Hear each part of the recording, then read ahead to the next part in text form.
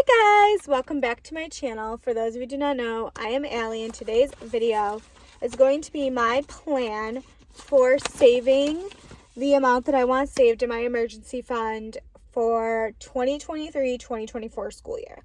Now, a couple things to note. I do not have a mortgage right now. I do pay utilities and I do pay for my groceries, but I do not have a mortgage.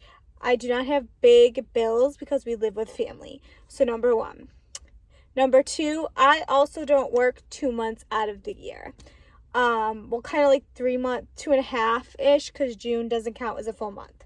So I sat down today and I wrote down a plan as to how I'm going to save $10,000 this school year. So let's just keep that in mind. So the first thing is an online high yield savings account. So the number one thing that I'm going to be doing is that I'm going to be utilizing my online savings account because of the fact that I don't have to worry about, like, I have to be vigilant and it takes 1 to 2 days to transfer. So that is something that I am doing so that way I don't touch it as much. Number two, side hustles. So Scentsy, selling things I no longer need. I am cleaning houses on the weekends. I don't have Joshua. Those things, those extra money that's coming in, anything that can be saved from that is going to be saved from that money. Whether that's 10%, 20%, 30%, or 100% of it. Just comes down to that. The third thing I'm going to do is something that I am calling my savings plan partly for the full year, which is save 10% of every check digitally. So 10% of each check. Whether that's a small amount, big amount, whatever that is in things, is what's going to be saved from that paycheck. I get paid bi-weekly. So when I get paid on Friday, this Friday, when I log into my bank account before I do anything, I am going to calculate 10% of that check and I'm going to send it to my savings account. I am going to be my tough landlord, knocking on the door and forcing myself to do it because nobody else is going to do it for me. Then I'm going to pay the things that need to be paid that month, the bills wise. Then I'm going to get groceries. And if I can't get something, I can't get something. Like, I am being super, super hard on me because this is my biggest goal right now. This is my main priority. My main focus is a $10,000 in my emergency fund in June. That is the goal. Nothing else is the goal. $10,000. End of discussion. So if that means that I can't get as much as I want in groceries, I can get all the snacks that I want, but I can get the breakfasts that I need, the lunches that I need, and my kids' food, that's what it means. The extras are no longer happening. When it comes to groceries and food and nails. Number 4, I mapped it out. So what I did is I sat down with that $10,000 and divided it by how many checks I get this year. I get 26 checks from my job as a teacher's aide, not including my side hustles. So I know I get 26 checks from just my full-time income. And that means I need $385 each check to make it happen. Now, am I going to get that amount every single time? No. But having a clear plan as to how much I need is allowing me to look at my side hustles, which are Scentsy, selling things on Poshmark has actually become a side hustle.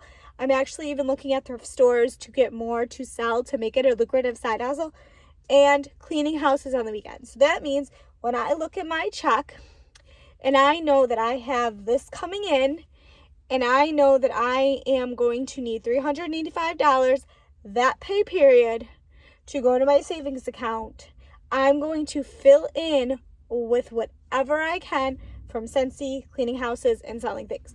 Like, that is how that is going to go.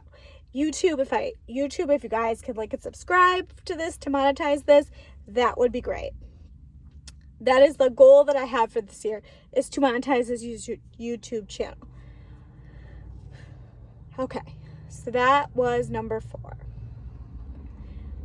Number 5, and the last one that I'm going to talk about on here, is going to be something that I truly am going to be looking at as I move forward into this year. So for those of you who don't know, I pay for my subscriptions for a year.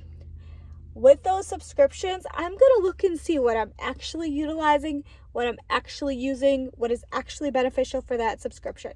So right now, I know my Peloton subscription that I pay for every single month, I utilize and I use. So I'm keeping that.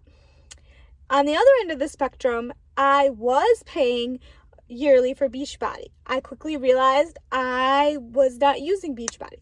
So instead of spending $180 every year, I canceled that and switched to Peloton. Second subscription example, I was paying for Amazon Prime.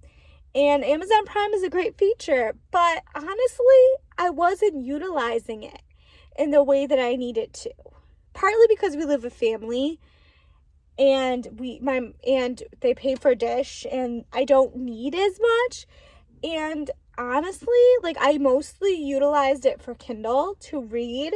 Like that's where it is. So what I did was I looked to see if there was a Kindle Unlimited subscription service that I could get, which they have just that, because that's part of the reason why I paid for Amazon. Canceled Amazon Prime and paying $11 for the Kindle. So that might not seem like much to you guys, but going from $113 and $180, which is like over $200, to those little amounts is saving me a lot because those things are being used.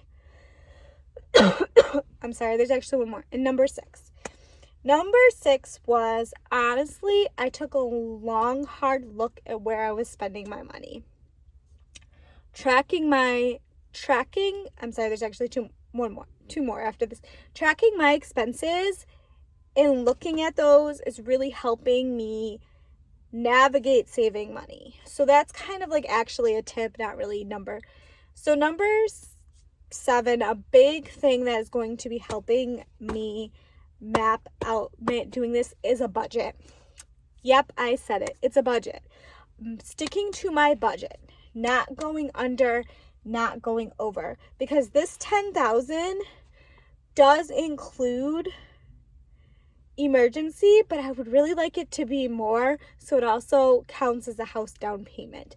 That would be the dream. Is it going to happen this year? I don't know, but really truly budgeting is going to be key, and my goal is to live way below my means, because honestly, that's what I need to do. Now that I'm debt free, that's what I need to do. So I hope you guys enjoyed this video. Please give it a big thumbs up if you do. If you're not subscribed, please go to subscribe. Really make my day, and I will see you all next time.